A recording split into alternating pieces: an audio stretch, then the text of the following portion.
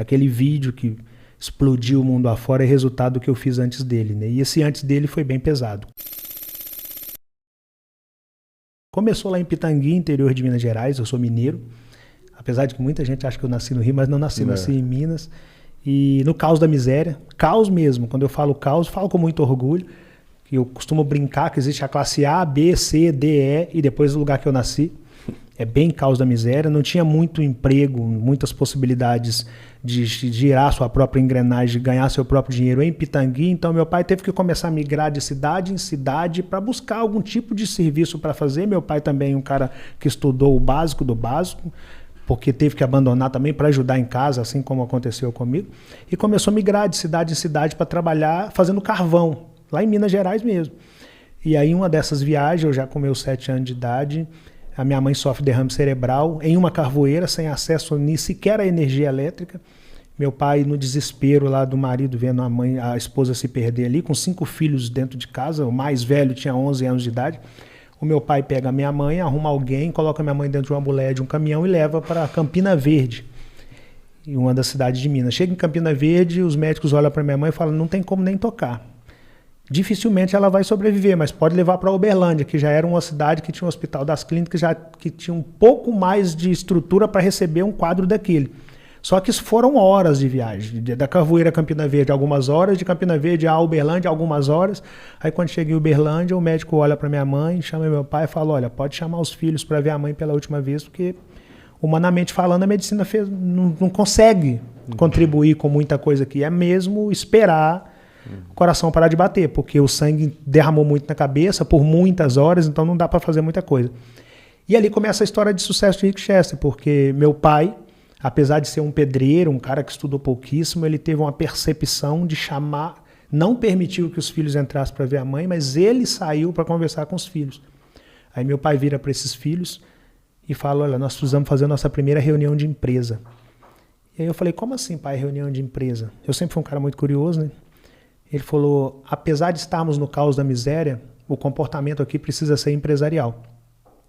Então, se por um lado nós não temos muita coisa, por outro lado nós temos uns aos outros. E ter uns aos outros é muito mais importante do que ter muita coisa. Principalmente quando se refere a dividir a dor e multiplicar a felicidade, que uma dor dividida ela é só uma parte da dor para cada um. Sim. A felicidade, quando ela se encontra no abraço, ela é 2 vezes mais felicidade para cada um. E aí meu pai falou, quem está falando é o líder de vocês, meu pai falando, a outra líder está na cama, segundo a medicina, ela não passa, e vocês são os liderados dessa empresa. E o líder está comunicando aos liderados que eu vou precisar contar com vocês caso a outra líder não consiga passar. Eu posso contar com vocês? Era muito forte o que meu pai estava me falando, no leito de perder uma esposa. Todos os irmãos falaram, pode. Ou seja, o líder tinha um liderado do lado dele em um momento de dor, que é difícil pra caramba. Isso mostra que o líder pode sentir dor sim. Aí meu pai sentiu que estava com a equipe nas mãos, entrou e falou com o médico, olha, se a única opção que tem é fazer a cirurgia, para tentar, vamos tentar. Ele falou, você vai trazer os filhos? Ele falou, não, já conversei com eles. Aí o médico entrou para fazer a cirurgia, isso era 1985, nós estamos em 2021, para 2022 já, então tem 36 anos aquela cirurgia. Tem 36 anos que aquela doninha que está lá em casa até hoje não passaria daquela cirurgia.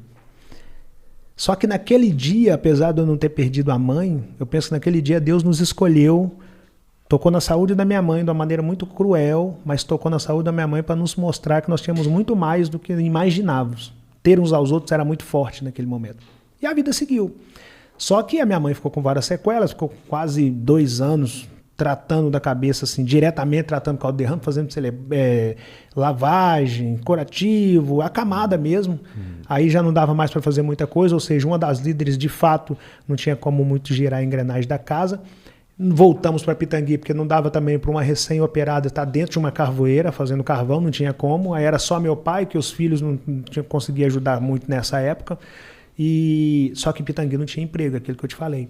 Aí meu pai falou, cara, eu vou ter que voltar para o campo para colocar comida na mesa. E aí ele chamou a equipe novamente e falou, nós precisamos fazer a nossa segunda reunião de equipe. Aí eu pensei, pô, esse negócio de equipe é interessante. Segunda vez que meu pai fala disso. E aí meu pai fala o seguinte, Pitangui não tem emprego, eu vou ter que ir para a estrada, só que o derrame cerebral da sua mãe me permitiu imaginar que a qualquer momento pode faltar o líder. Então a minha missão não é mais apenas colocar comida na mesa. A minha missão é formar sucessores. Porque pode acontecer de eu tentar agora numa viagem dessa e não conseguir voltar. E como a mãe de vocês está acamada, a minha preocupação agora é, se o líder faltar e a líder faltar, qual dos liderados está preparado para assumir a empresa? Então a minha missão passa a ser, para além de cuidar de vocês, alimentando, etc, etc, eu preciso cuidar na ideia de formar líder. Estou indo viajar para trazer comida para casa. Caso eu não volte, guarde essas 5 coisas que eu vou falar com vocês. A primeira, identifique o principal dom de vocês e depois passe o restante dos dias na terra lapidando isso. A segunda, o conhecimento praticado transforma qualquer pessoa comum em uma mente extraordinária. E essa mente extraordinária consegue alcançar qualquer resultado extraordinário. A terceira, não cobre da terra santa aquilo que você não semeou nela. A vida é a lei da semeadura. Se não plantou, não cultivou, não reclame do seu resultado. Se plantou, cultivou, mas abandonou o cultivo ou abandonou o plantio, não reclame do seu resultado. Você só vai colher daquilo que você plantou e cultivou. A quarta coisa, jogue em equipe. Sempre, jogue em equipe. Estuda em venda, tudo é venda o tempo todo. A quinta coisa, caso eu não volte, cuide da líder enquanto vida ela estiver. E se porventura ela não suportar, o mais preparado de vocês, assumam a equipe. Cara, era muito forte para um pedreiro, que também tinha o primário, tá falando para 5 crianças praticamente, com a mãe acamada. Sim. E aí meu pai foi viajar. E eu fiquei pensando, o que será esse negócio de identificar dom? Pô, uma criança, né, cara? Esse negócio de lei da semeadura, que a Emília falou, a vida é a lei da semeadura. Eu falei, o que é semeadura? Como assim o conhecimento transforma? Eu era curioso, eu ficava me perguntando essas coisas. E aí um dia eu fui para a escola pública, né? E eu era o ralé da escola que eu estudava. Aí chego lá na escola, os garotos começam a falar que carne era gostoso. E eu não tinha comido carne até 7 anos de idade. Eu, de fato, nasci no caos do caos da miséria. A gente comia o básico do básico só para forrar estômago mesmo, para não ficar com fome. Aí eu entro na rodinha dos amigos de escola e falo, o que é carne? Aí eles riram de mim. Foi a primeira vez que riram de mim na minha vida. Aquilo foi muito marcante para mim, né? Aí eu guardei aquilo, fui para casa e cheguei lá, minha líder deitada, minha mãe, que eu chamo minha líder, cabeça toda enfaixada. Eu falei, mãe, o que é carne? Ela também deu uma risada. Eu falei, mãe, não é possível, porque até minha mãe vai rir de mim. Eu falei, por que a senhora tá rindo? Ela falou, meu filho, esquece isso. Eu falei, não, mãe, não vou esquecer não, os meninos riram de mim lá na escola, eu não vou esquecer. Ela falou, deixa eu te contar, carne é isso, isso e isso. E foi me contar, carne de se comer, né? Para além da nossa, é claro. Mas não é pra gente não, meu filho. Isso aí é para outra classe, esquece isso. Eu falei, não, mas não vou esquecer. Como é que eu faço? O que eu tenho que fazer para comer carne todo dia? Ela vira para mim e falou, bom, para comer carne todo dia você tem que ter dinheiro. Para ter dinheiro você tem que trabalhar. Só que você tem 7 anos de idade, ninguém vai te empregar. Eu falei, peraí, mãe. Então a senhora está me falando que se eu quiser, se eu começar a trabalhar e eu chegar no dinheiro, eu posso fazer o que eu quiser com o dinheiro, inclusive comprar carne. Ela falou, filho, mas não é tão simples assim não. Eu falei, não, mãe, tá tranquilo. Eu vou trabalhar. Aí ela deu mais uma risadinha, eu falei, a senhora tá rindo de mim novamente, eu vou guardar isso. Aí saí de pé da minha mãe e sentei lá na calçada e tô lá observando, pensando, como é que eu vou trabalhar, né? Fazer o quê? De fato a minha mãe tá certa, ninguém vai me empregar. Só que aí passa um cara vendendo verdura, um verdureiro, a verdura num carrinho de mão, e para na porta de uma casa e oferece verdura para uma senhorinha chamada Dona Conceição. Aí, pela primeira vez na minha vida, eu vi aquela cena clássica, a mercadoria passando para um lado e o dinheiro passando para o outro. Quando eu vi aquele cara pegando o dinheiro, eu falei, opa, esse cara tem dinheiro, esse cara pode comprar carne. Eu já tinha um lugar que eu queria chegar, comprar carne. Eu nem sabia que aquilo poderia ser propósito, que aquilo poderia ser um projeto, não sabia. Eu só sabia que eu queria comer carne. Falei, eu quero perguntar a esse cara como que ele chegou nessa verdura. Aí eu esperei ele fazer o atendimento dele, quando ele passou perto de mim, eu falei, moço, como é que o senhor fez para chegar nessa verdura? Ele virou para mim e falou, olha meu filho, eu tenho uma equipe. Falei, esse negócio de equipe deve ser importante. É a terceira vez que eu ouço essa palavra. Falei, me explica a sua equipe, moço. Ele falou, bom, eu tenho um financeiro, que é quem compra a semente, eu tenho uma pessoa que planta, depois da pessoa que planta eu tenho uma que cultiva, e depois eu tenho uma pessoa que colhe, e eu sou o cara que vende. Quando ele falou, eu sou o cara que vende, falei, não, então eu quero ser o cara que vende. Porque na minha mente, o cara que vende era o cara que pegava no dinheiro. E o cara que pegava no dinheiro era o cara que podia comprar carne. Então eu só queria comer minha carne, né? Falei, eu quero ser o cara que vende. Ele deu uma risadinha, eu falei, o senhor é o quarto cara que ri de mim, mas eu vou comer minha carne, você vai ver. E aí entrei, viro para meus irmãos e falei, aqui, ó, nós temos que formar uma equipe. E eu só tinha um irmão que trabalhava, que é o mais velho. E meu pai nos ensinou aquela ideia que eu falei no início, de que se por um lado não tínhamos muita coisa, por outro lado nós tínhamos uns aos outros. Então, por mais surto que fosse a ideia de eu falar que nós precisamos formar uma equipe, eles já tinham escutado a palavra equipe do meu pai, do nosso líder, então já não era novidade para eles aquela palavra e também não era um surto eu estar falando aquilo, sendo filho de quem nós éramos. Nós somos, na verdade. Falei, Ringo, você é o único que trabalha. Você compra semente, você vai ser meu financeiro. Uma criança falando com o irmão que ia ser financeiro. Você, Cláudio, vai plantar. Você, Dila, vai cultivar. Você, Romenigo, vai colher. E eu vou ser o cara que vende. Aí plantamos uma horta. Aí no outro dia amanheceu, eu fui lá, cadê o alface? Falei, não entendendo. O cara falou que era só plantar. Aí voltei no outro dia, cadê o alface? Voltei no outro, cadê uma semana depois, cadê o alface? Essa parte meu pai não me contou, nem o cara da verdura me contou. Não nasce alface da noite pro dia. Existe um negócio chamado percurso natural das coisas acontecer. E aí você tem que ser paciente com o processo. Eu comecei a regrar todo dia e esperar. E ali eu não sabia, mas eu começava a desenvolver o controle emocional, de esperar o tempo necessário para que as coisas naturalmente acontecessem, desde que eu não tivesse abandonado o que eu tinha plantado e não tivesse deixado de cultivar aquilo que eu tinha plantado, para que eu pudesse colher quando aquilo crescesse de maneira saudável. Inclusive, eu queria até aproveitar esse gancho para falar sobre a questão de vender, né, do vendedor, né? Porque assim, por muito tempo a profissão de vendedor foi vista meio com desdém pela galera, né? Tipo, pô, eu sou o quê? Ah, eu sou vendedor. Pô, o cara é o quê? Vendedor. Mas na verdade, tudo que a gente faz hoje em dia é venda, né? A gente vende ideias, a gente vende, enfim, produtos, né? A gente está aqui vendendo o nosso trabalho, né, tal. E a gente precisa desenvolver isso nas pessoas, né? A necessidade dela entender que não, você precisa se vender, né? Então tudo acaba sendo uma relação de venda, né? Seja de produto, seja de ideias, né? E a atitude de um bom vendedor faz a diferença de um cara de sucesso ou não, né? Então é uma coisa que você teve desde criança, né? Essa visão da venda, né? De ser importante, de ter isso como uma importância para você, né? Eu costumo dizer, inclusive era até nessa parte que eu ia entrar, da parte da minha infância, que logo depois que o alface cresceu e eu comecei a vender, eu vendi tudo no primeiro dia. E no primeiro dia que eu vendi tudo, eu parei numa casa de carne. Eu não tinha essa noção que tudo era venda. Parei numa casa de carne, pedi o cara carne, ele me deu carne, eu paguei, fui para casa, falei com a minha mãe que eu tinha comprado carne, ela falou, cara, você conseguiu alcançar o objetivo. Aí eu fui para a escola no outro dia, felizão, falei, agora eu quero contar para quem falou quem riu de mim. E aí a minha professora, coincidência ou não, no outro dia ela falou, Joãozinho, não lembro o nome das crianças, Joãozinho, você quer ser o quê quando crescer? Ah, eu quero ser dentista, professora. Paulo, e você? Ah, eu quero ser advogado. Sandra, e você? Ah, eu quero ser médica. E a galera me chamava de Tuca. Tuca, e você? Eu falei, eu quero ser vendedor. A professora riu. Falou, Tuca, vendedor é um cara que deu errado em tudo e que o que sobrou para ele foi trabalhar com venda. Justamente isso que você acabou de falar, coincidência ou não. O desdém do vendedor, né? Não, assim, a professora. A própria professora. Falou, não, Tuca, vendedor não. Vendedor não é profissão. Vendedor é um cara que deu errado e que aí foi trabalhar com venda. Vendedor é um frustrado que foi trabalhar com venda. Aí eu falei com ela, também nem sabia do que eu estava falando, mas eu falei, professora, vendedor é o cara que come carne. Se ele é um frustrado, eu não sei, mas eu quero comer minha carne. Mal sabia eu que eu estava me apaixonando pela profissão das profissões. Tudo é venda. Absolutamente tudo é venda. Tudo é venda. E eu comecei a me apaixonar pela venda porque foi a venda que me possibilitou comer carne.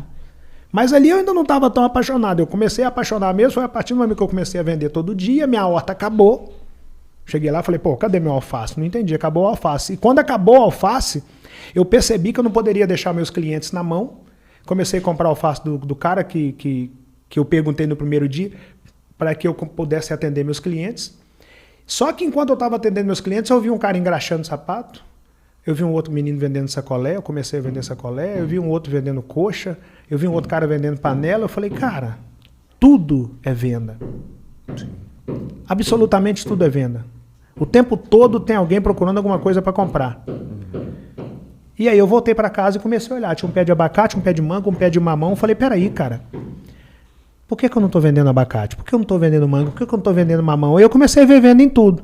Aí eu desenvolvi a seguinte mentalidade. Eu, filho da dificuldade, A dificuldade me apresenta como única alternativa a superação, e a superação me apresenta a venda. A venda salva a minha vida.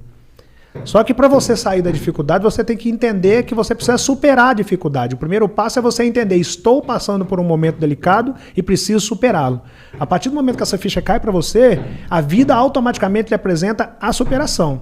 E quando a vida lhe apresenta a superação te apresenta várias outras coisas. No meu caso, a superação me apresentou a venda e a venda salvou a minha vida. A venda salvou a minha vida. Dali para lá eu falei, cara, é o que eu quero fazer na vida. Aí comecei a vender. Não, e o bacana é porque quando a sua vida de fato mudou, que foi depois desses 40 anos no vídeo da água, né?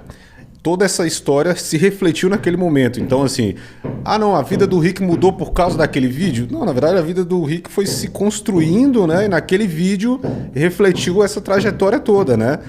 Ou seja, não foi aquele momento em si, né? Foi toda uma história que você veio construindo, né? Na verdade... Não existe a sorte, né? Não existe. Ela pode até ser uma pequena parte do processo, porque nós precisamos acreditar que você precisa ter um pouquinho de sorte. Sim. Mas, na verdade, se você não fizer a sua parte, não vai acontecer. Eu vendi na infância em Pitangui. Como eu comecei a vender muito, a cidade ficou pequena para mim, é claro. Eu fui para Belo Horizonte, que era a capital de Minas, começo a vender. Aí vem várias crises em Belo Horizonte. Em Belo Horizonte eu tive que passar por uma coisa complexa, que foi abandonar a escola. Ou eu vendia ou eu estudava. E como vender era o que me possibilitava comer carne, eu optei por abandonar a sala de aula. Isso com quantos anos aí que você abandonou? Isso com, sei lá, 13, 14 anos, 17... Entre 13 a 17 anos. Foi ali eu abandonei a sala de aula. Sim. Só que aí vem meu líder e fala, peraí, você lembra que eu te falei que o conhecimento transforma qualquer pessoa comum em uma pessoa extraordinária? Eu falei, lembro, pai. Ele falou, pois é, você está abandonando logo o conhecimento? Você vai ter que buscar conhecimento complementar. E aí eu comecei a procurar formas de buscar conhecimento fora da sala de aula. Um dia eu me encontro com uma loja chamada Sebo. Aqui em Brasília também chama Sebo, loja de livro usado? Sim, sim, também. Eu vejo uma loja Sebo... Livro R$1. Eu falei, peraí, livro R$1? Então não é tão impossível assim ler, não. Aí vejo um livro na porta lá escrito A Arte da Guerra. Eu olhei, R$1, cara, R$1, não vou perder muita coisa, eu vou comprar esse livro, cara. Quando eu li aquele livro, eu falei, não estou acreditando que tem tudo isso em um livro. Aí comecei a me apaixonar pelo conhecimento, por buscar conhecimento. E nessa época eu vendia na rua. Os caras que vendiam comigo falavam, cara, você pirou, irmão. Leitura, você tá doido, cara. Você vende caqui. Você vende bijuteria no centro do Barreiro, que é uma região de Belo Horizonte. Você tá achando mesmo que leitura vai fazer diferença? Vai vender, irmão. E eu falava, cara, esses caras estão sortando, né? Eu preciso melhorar a mim mesmo o tempo todo. E na venda eu melhorei oratória, eu melhorei dicção, eu melhorei pronúncia, eu melhorei posicionamento, eu melhorei olhar. Eu fui melhorando essas coisas porque eu fui buscando conhecimento. Porque eu lia e praticava, porque não é só ler também, né? Você tem que praticar, é igual tocar. Se você só estudar e não começar a praticar, você não consegue desenvolver as habilidades que só a prática vai te trazer. O conhecimento é a mesma coisa. Não adianta você ler 2, 3 ou 1000 livros. Você tem que começar a praticar aquilo. Eu comecei a praticar. Só que aí veio a crise de 2014, a mais ou menos 2016, 2017, e eu também entrei dentro daquela crise, porque eu nunca tive muitos recursos. E aí falei, quer saber, cara, mochila nas costas, ou eu vou para o Rio, ou eu vou para São Paulo. Partiu o Rio de Janeiro. Aí chego no Rio, uma mochila nas costas, umidade um pouco avançada, e a certeza que eu não tinha mais tempo para errar. Aí você tinha quantos anos já no Rio? Eu já tinha 39. Chego lá, Piabetá. Cara, Piabetá é longe. Piabetá é longe. Piabetá é Baixada Fluminense. Magé, Baixada Fluminense, Duque de Caxias, quase já em Petrópolis. 2 horas de Copacabana. Não ia dar para ir para Copacabana. Eu comecei a vender bala no trem. Aí comecei a vender bala no trem, comecei a fazer alguns negócios no trem, comecei a render. Vale lembrar que eu cheguei no Rio sem dinheiro. Eu tive que arrumar um dinheiro emprestado. R$10 foi o suficiente. Dona Roseli me emprestou R$10. Eu comecei a vender bala no trem. Do trem, eu tive a curiosidade de vender água na praia. Aí na praia, eu já venho com habilidade desde 7 anos de idade, habilidade de conhecimento, de dicção, de relacionamento, de postura. Eu comecei a me diferenciar dos demais. No primeiro dia eu só vendi 2 águas, no segundo dia eu voltei, insisti em vender água, aí comecei a vender muita água, comecei a vender. Quando eu vi, eu já estava destacado na praia, até o dia 28 de março de 2018, quando eu estou lá vendendo, tranquilão.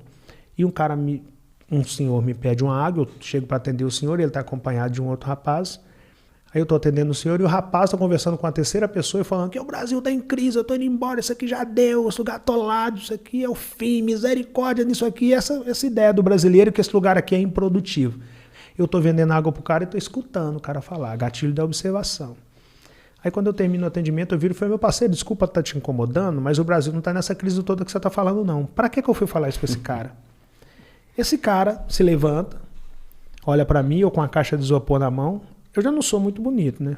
Mas na época eu era vendedor de praia, pouquíssimos recursos, não tinha dinheiro para se tratar. Infelizmente, é a realidade da maioria. Sim. E para quem já é desprovido de beleza, complicou ainda mais, né? O cara vira para mim e falou, olha para você, irmão, isso é o retrato da crise, cara. Como assim o Brasil não está em crise? Você está no do subemprego e vem me falar que o Brasil não está em crise? E ele falando, eu rodei o mundo todo. Eu estou indo embora desse Brasil por causa de ignorantes como você, porque aqui no Brasil até um reles vendedor de areia pensa que pode falar de crise. Eu estou só ouvindo ele falar. Quando ele terminou de falar, eu agradeci o senhor que estava do lado dele. Eu falei, meu parceiro, obrigado. Se precisar de outra água, eu estou aqui. Com relação ao senhor, respeito a sua posição, o que me cabe respeitar. Opinião não se discute. Se precisar de uma água, estou aqui também. Eu rejeitei ofender quem me ofendeu. Porque eu costumo dizer que o agressor, o ofensor, ele só consegue ficar de pé no ringue dele. Se você responde uma ofensa com outra ofensa, você se torna ofensor, se você está ofendendo.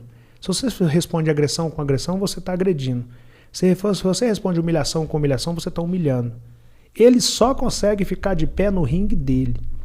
Quando você rejeita responder da mesma maneira, é como você dar um soco da boca do estômago do cara, porque ele perdeu a luta sem que você tivesse que subir no ringue dele. Quando eu falei com ele, obrigado, se precisar de uma água, só me dá um toque, quanto a opinião está respeitada, e virei, aí o cara foi para a revolta da revolta, porque eu não subi no ringue dele. Ele vira pro cara que eu comprei a água e fala, esse neguinho que vende água em Copacabana pensa que pode falar de crise. Aí eu ouvi aquilo. Só que o meu controle emocional, eu aprendi lá na ideia de que o alface nascia de um dia para o outro, e eu precisava ter controle emocional para esperar o alface. Então o controle emocional é algo muito importante. Aí eu falei, cara, eu não vou nem olhar para trás. Só aqui de Copacabana, onde aquilo aconteceu, eu estava de frente para o Cristo Redentor. Olhei e falei, ó Deus, perdoa que ele não sabe o que diz. E como se Deus tivesse me falado, siga a luta, meu filho, que eu vou cuidando das feridas daqui. Só que aquilo ficou na minha cabeça, né, cara? Porque eu já tinha essa percepção de preconceito, já tinha toda essa percepção, cara, neguinho que vende água que não pode falar de crise. Falei, cara, quer saber? Eu leio desde 1997, esse cara não sabe para que ele falou isso. Eu como carne desde 7 anos de idade... E a galera falou comigo que não era possível, eu tô comendo a minha carne. Eu sei que eu ainda não cheguei na picanha, mas eu como. Eu vou falar de crise, tá aí. Aí eu fui pra casa, Magé, longe pra caramba, e fui pensando, o que eu vou falar, né? Porque eu não sou desse mundo virtual. E internet é um negócio muito complicado, não é meu mundo. Posso errar aqui não. Chego em casa, eu morava em uma casa, um barracão, 4 cômodos e um banheiro. A minha sala não tinha nem sofá, um carpetezinho simples, um rack pequenininho, aquela televisão de tubo grandona. Sim. Dificilmente tem agora. Peguei meu celular, encostei na televisão, apertei o botão do play e gravei. Falei o que é o vídeo da água, porque para mim era fácil falar aquilo. Era o seu cotidiano. Era o meu cotidiano, eu vendo desde 7 anos de idade, molezinha para mim falar aquilo. Só que eu falei aquilo com início, meio e fim, e um tempo muito curto e com raciocínio lógico e real. E não falei de nada que eu não tinha praticado. E aí postei aquilo no meu Instagram. Tinha 800 pessoas no meu Instagram quando eu postei aquele vídeo. E postei e fui dormir. Na minha mente, falei, cara, não sei, eu acho que isso vai chegar nesse cara. Ele vai ver esse vídeo. Mas eu não era um cara que estava tentando viralizar alguma coisa. Eu não era desse mundo. Até naquela data ali, se eu tivesse escutado essa palavra viralizar, foi por acaso, porque eu não me lembro de ter escutado essa palavra. Não era meu mundo. Não sabia do que se tratava. Não sabia, não era do meu mundo. O negócio era venda. Só que quando amanheceu o dia, tinha 8.000 pessoas na minha página. Eu olhei aquilo e falei, gente, o que eu fiz? Isso vai dar ruim. Alguma coisa aqui tá errada nesse negócio. E eu nem abri o vídeo para ler os comentários, porque eu pagava aluguel. Quando você paga aluguel, você sabe que não existe aluguel em dia, não, né? Você entregou o dinheiro do aluguel hoje, amanhã você tá devendo no próximo mês. Então não dá para eu ficar lá lendo mensagem. Eu sabia meu tamanho. Sim. Peguei minha caixa de isopor e desci pra praia. Só que eu descia na Central do Brasil para ir para Copacabana. Eu comprava água no centro que era mais barato. Quando eu desci na Central do Brasil, que eu paro no depósito, o Thiago, que é o cara do depósito, vira para mim e fala, Rick, o que você tá fazendo aqui? Mangueira, a galera me chamava de Mangueira. Mangueira, o que você tá fazendo aqui? Eu falei, como assim, Thiago? Tá pirando, rapaz, vim vender água. Ele falou, cara, você tá louco, o Flávio tá te procurando. Eu falei, quem é Flávio? Aí ele pegou minha cara, isopor, colocou no chão, pôs a mão no meu ombro e falou, Rick, deixa eu te explicar uma coisa. Você sabe aquele time que o Kaká joga, Estados Unidos? Hoje o Flávio não é mais proprietário do Orlando, ele vendeu o Orlando, né? Mas na época ele era.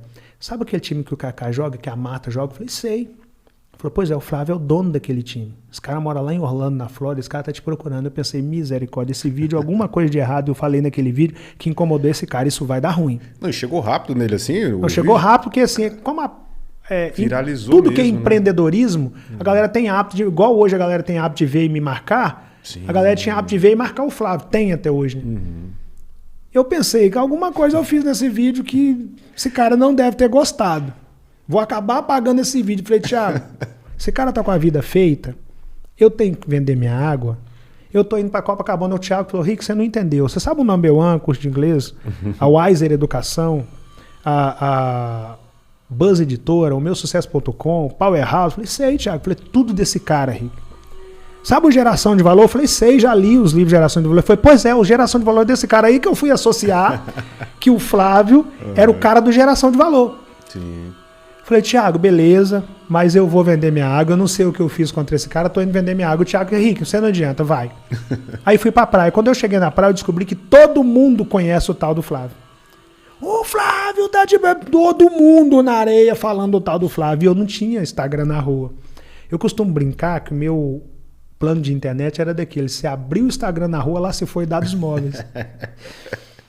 Aí não tinha como eu abrir a mensagem do Flávio. Passei o dia todo vendendo e o povo em cima de mim. O Flávio, você é doido, irmão. O cara quer falar com você, o cara é bilionário. E eu, pé cravadíssimo no chão, já me decepcionei muito na vida. A gente é gato escaldado, tem medo de água quente, né? E aí fui para casa no final do dia, depois de cumprir meu papel de vender, não perdi a missão de vender. Chego em casa, abro meu Instagram e tá lá uma mensagem do Flávio. Cara, olha, meu parceiro, eu não sei se você sabe o que você fez naquele vídeo. Sei que você entrou numa lacuna aí que você virou um assunto e eu quero te conhecer. Postei seu vídeo. Primeiro conteúdo que eu posto na página Geração de Valor, que é a página do Flávio. O primeiro conteúdo em 9 anos não produzido pelo Flávio é o seu vídeo que eu postei. Eu quero te conhecer. Eu vou no Brasil poucas vezes no ano e eu vou mandar umas passagens para você. Eu, quando estiver no Brasil, eu quero te conhecer. Eu pensei, esse cara não vai mandar essas passagens pra me conhecer, né? Não mete essa. Ou vier, porra, cara, favela, irmão. Porque beleza, o cara postou meu vídeo e tal, e foi dormir. Quando eu olho lá no meu Instagram depois, alguns dias depois, tá lá a passagem. Falei, cara, não é que o cara mandou a passagem, cara? Aí pensei, pô, esse neguinho vai voar. Aí eu fui pra Curitiba, o Flávio veio de Orlando, foi pra Curitiba. Eu me lembro quando o Flávio chegou em Curitiba, ele me chamou. Eu cheguei mais cedo, ele pediu uma das pessoas que trabalha com ele para me apresentar o prédio todo, que é a sede das empresas dele em Curitiba.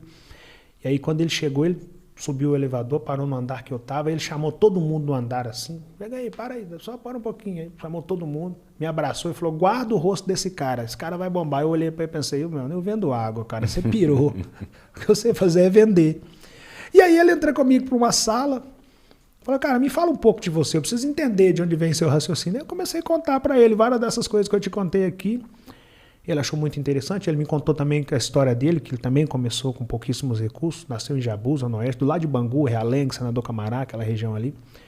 Não nasceu no caos da miséria que eu nasci, mas também não nasceu com os privilégios que muita gente imagina. E começou a caminhada dele ali, foi galgando, entrou para a Marinha, depois viu que... Pra Marinha ou pra Aeronáutica? Pra Marinha, né? Que o Flávio entrou pra Marinha.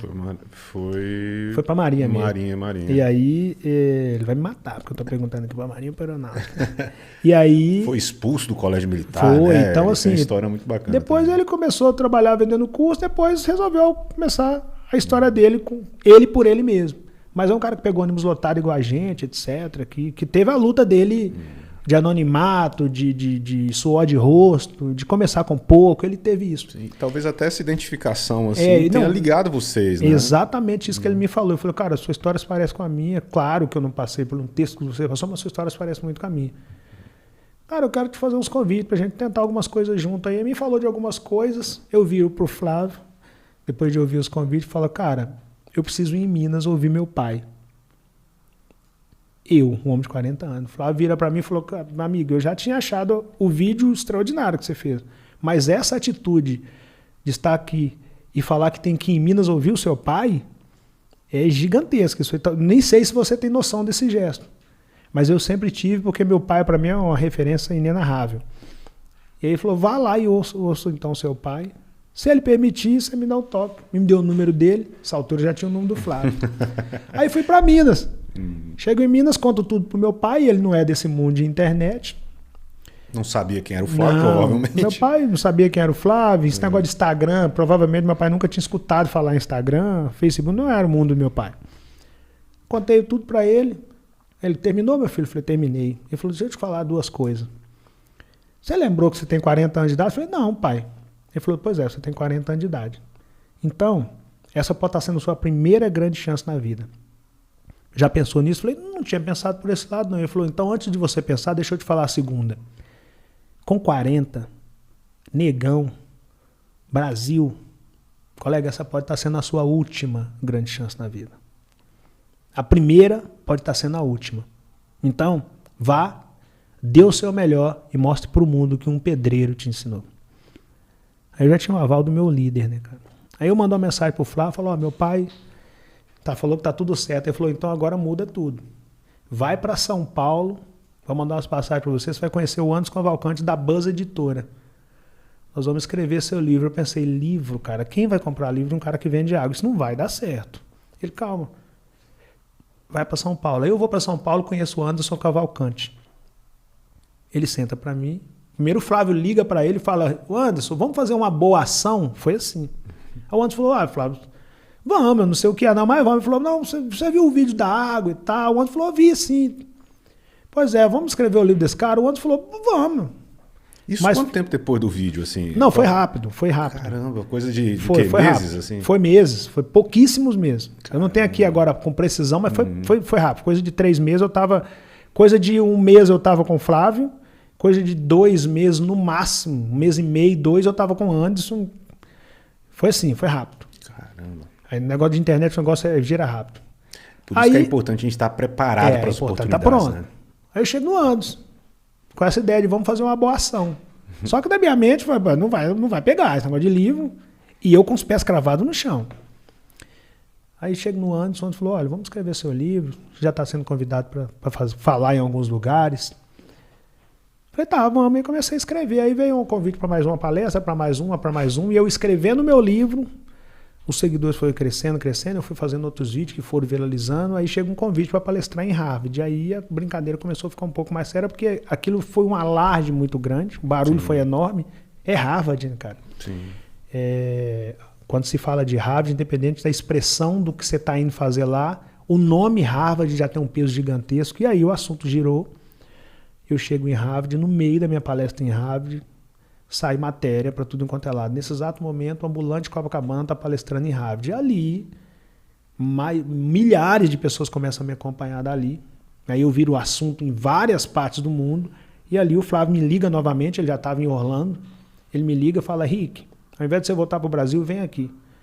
Vem aqui para casa que eu quero falar com você. Você virou assunto aí por causa desse negócio de Harvard. Aí eu já estava voando em céu americano. Saio de Orlando, de Boston, vou para Geórgia, saio da Geórgia, vou para Flórida.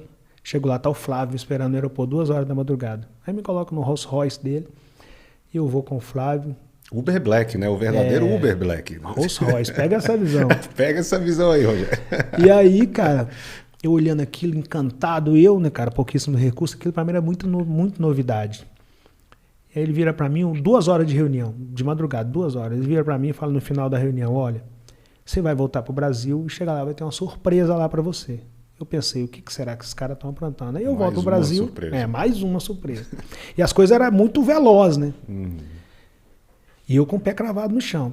Eu volto pro Brasil e sou convidado a ir lá nas Torres do Santander, no Centro Empresarial do Santander. Chego lá, tem um contrato gigantesco, um monte de número, uma caneta, o cara falou, é seu, pode assinar.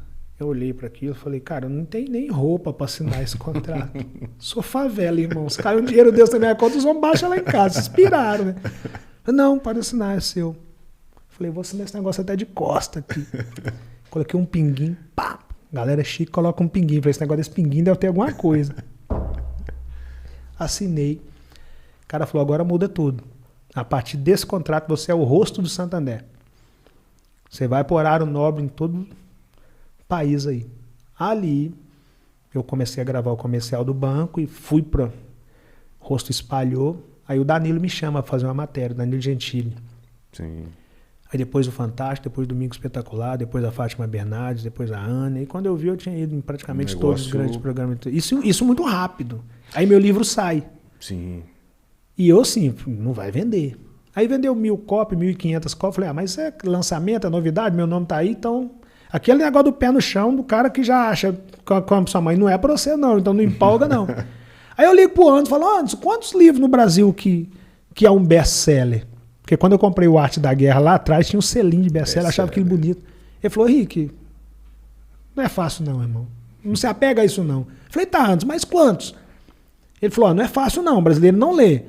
Mas para considerar de maneira incontestável um best-seller, se vender 30 mil cópias, aí é incontestável. Mas não se apega a isso. Eu falei, beleza. Aí vem o convite para palestrar na faculdade de Paris, depois o convite para palestrar no Japão, em Portugal, e o livro começou a vender. 2.000 cópias, 3.000 cópias, 5.000 cópias, 10, 15, 20, 25, 30 mil cópias. Aí o Anderson me liga e fala, Rick, eu tinha te falado para não empolgar, mas vendeu 30 mil cópias. Eu já estava felizão, né? Quando eu queria ter o livro com selo de best-seller, não por vaidade, mas porque quando eu vi aquilo, é aquela questão de acreditar e ver a coisa acontecer. Aí vendeu 40 mil.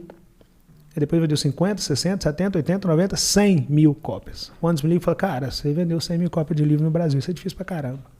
Vai ter que escrever o segundo. Aí comecei a escrever o segundo. Nessa altura do campeonato eu já tinha palestrado em todos os estados do meu país, já tinha sido capa de várias revistas, já tinha viajado o mundo todo. E aí eu resolvo sair de Piabetá, depois da Mangueira, e depois comprar o meu apartamento. Aí tem um condomínio no Rio, que eu costumo preservar os lugares que eu moro, por uma questão de que é Brasil, né? Mas eu passei uma vida inteira tirando foto com a minha filha em frente a esse condomínio, coincidência ou não. Uma vida inteira tirando foto. Nós temos várias fotos lá, diante, da época dos barracos de pau lá na favela, como diz o Brau. E aí eu entro lá e tem uma cobertura vendendo. Eu vou lá e compro, escolho e pago à vista a cobertura. E aí depois casa pro meu pai, aí casa pros meus irmãos, e aí começo a adquirir outras coisas, aí lanço o segundo livro, que caminhou no mesmo sentido do primeiro, e continuei assinando vários outros contratos milionários, e continuei fazendo várias outras palestras, várias outras publicidades, e já estou escrevendo o terceiro livro, e os pés continuam cravados no chão. Minha filha hoje estuda em uma das escolas mais tradicionais da América Latina, e o pai dela fatura algumas centenas de milhares de reais líquidos todo mês.